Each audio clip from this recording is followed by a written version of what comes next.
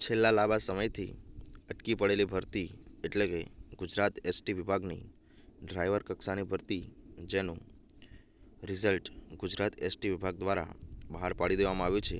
અને છેલ્લા કેટલાક સમયથી સૌ મિત્રો આતુરતાથી આ ડ્રાઈવર અને કંડક્ટર કક્ષાની ભરતીના જે મેરિટ યાદી બહાર પડવાની હતી તેની રાહ જોઈ રહ્યા હતા. ત્યારે હવે ચૂંટણીની આચારસંહિતા પૂર્ણ થતાં ગુજરાત એસટી વિભાગ દ્વારા જે ડ્રાઈવર કક્ષાની OMR આધારિત જે પરીક્ષા લેવામાં આવી હતી તેનું પરિણામ પ્રસિદ્ધ કરી દેવામાં આવ્યું છે. અને ગુજરાત એસટી વિભાગે જે ડ્રાઈવર કક્ષાની પરીક્ષા લીધી હતી તેનું પરિણામ નિગમની વેબસાઇટ ઉપર મૂકી દેવામાં આવ્યું છે.